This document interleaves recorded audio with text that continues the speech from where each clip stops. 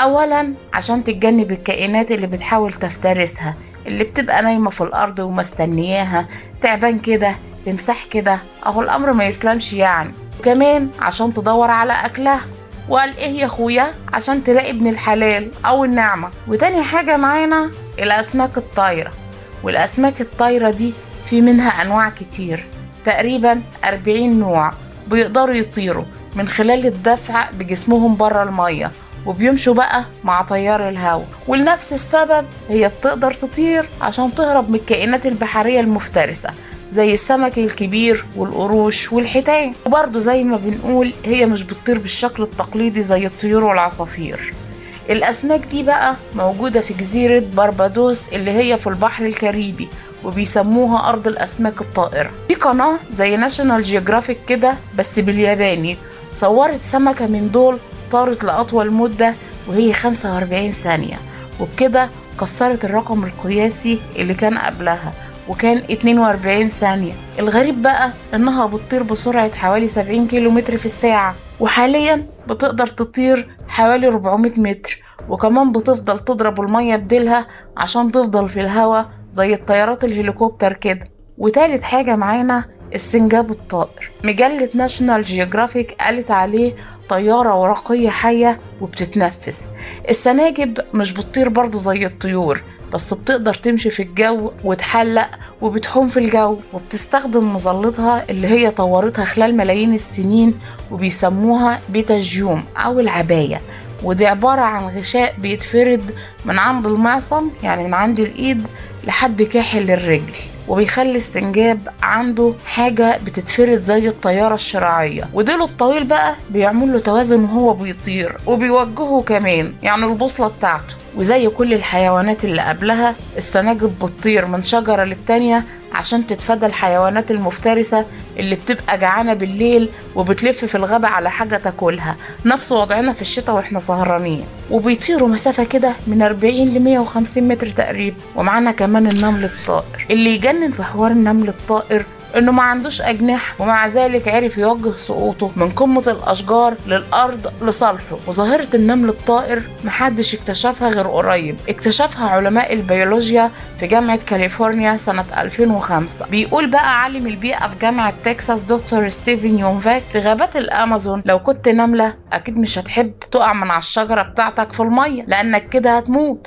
ومن هنا جت حكاية ان النمل طور من نفسه وبقى يعرف يقع من شجرة لشجرة بحيث ما يقعش في المية، وزي ما قدامكم في الفيديو كده بيبان كأنه ناموس. ومعانا كمان الضفدع الطائر الصيني، وده اكيد بيطير عشان الصينيين ما ياكلوهوش من غير سؤال يعني.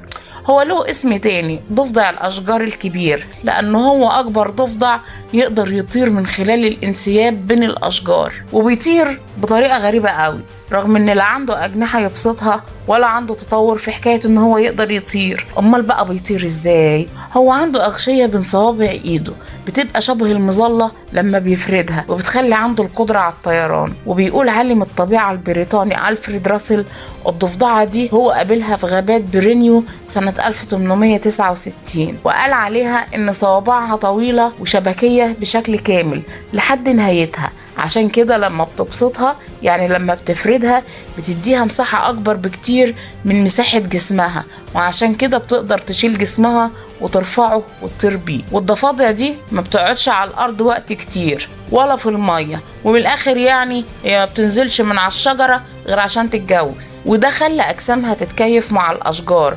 وتتنقل من شجرة للتانية عن طريق الطيران، وده هو الفرق الواضح جدا بينها وبين الضفادع العادية. ومعانا كمان سمك الشفنين الطائر، وبيسموها كمان الشفنين الشيطان، واكتر حاجة بيشتهر بيها حركات الشقلبة اللي بيعملها، وده خلى العلماء يسموه بهلوان المحيط. هو عنده زعانف كبيرة شبه الأجنحة، عشان كده هو سباح ماهر جدا، وفي الغالب بيمشي ضمن أسراب، وبيستخدم بقى قوته عشان يدفع بجسمه بره المية ويقعد يتشقلب في الهواء لحد ما يرجع تاني وينزل المية، ويقدر ينط لحد مترين فوق. عشان كده العلماء مش بيعتبروا ان اللي بيعمله ده طيران فعلي، ولحد دلوقتي العلماء ما عرفوش يفسروا النشاط اللي هو بيمارسه ليه. بس في نظرية بتقول ان السمكة بتعمل ده عشان تبقى مميزة عن باقي أسماك السرب وتجذب شريك للتزاوج. ومع إن أغلب اللي بيعملوا كده هي الأسماك الذكور، بس برضو الأسماك الإناث بيعملوه من وقت للتاني. وفي كمان العنكبوت المنطاد أو العنكبوت الطائر، برضو العلماء اكتشفوا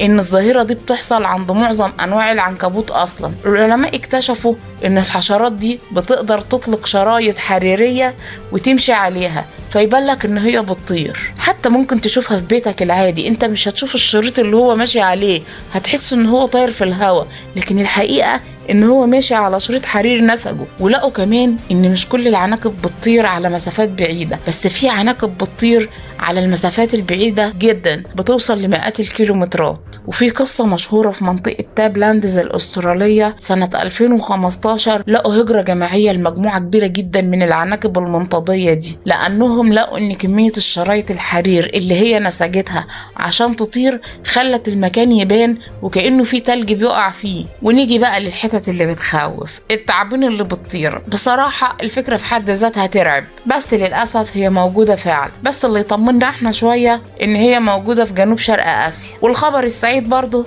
ان سمها مش قوي، يعني اخرها تموت ضفدعة سحلية كده، يعني حاجة عشان تاكلها، يعني سمها ما فيهوش خطورة على الإنسان أو الحيوانات اللي كبيرة في الحجم. وسنة 2015 جامعة شيكاغو أصدرت ورقة بحثية حوالين التعابين الطائرة، عملها الدكتور جايك سوشا، وقال بالرغم من ان التعابين ما عندهاش حاجة شبه الأجنحة، بس هي بتعرف تطير وبتطير بمهارة كمان.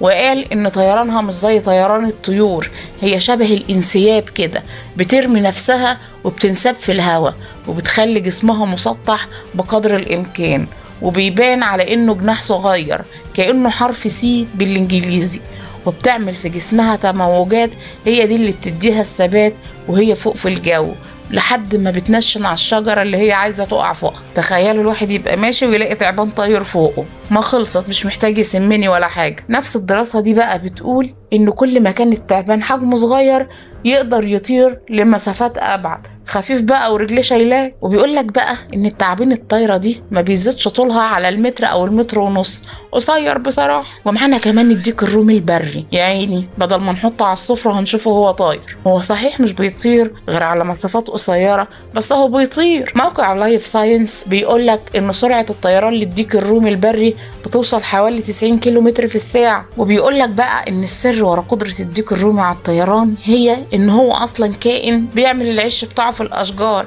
يعني عشان يوصل للعش بتاعه لازم يطير. وبيقول لك بقى رغم إن الديك الرومي البري ده بيقدر يطير، بس اللي الإنسان رباه في المزارع بتاعته وخلاه داجني ما بيقدرش يطير، لأن المزارعين عبر الزمن تقلوا وزنه وخلوه كائن جاهز للاستهلاك، ووفروا له الأكل وكل شيء ممكن يحاول يطير عشانه، وعلشان كده فقد الميزة دي. وبس كده، أتمنى لو عجبكم الموضوع تدعموني باشتراك ولايك وكومنت حلو زيكم كده، وشكرا لكم والسلام عليكم ورحمة الله.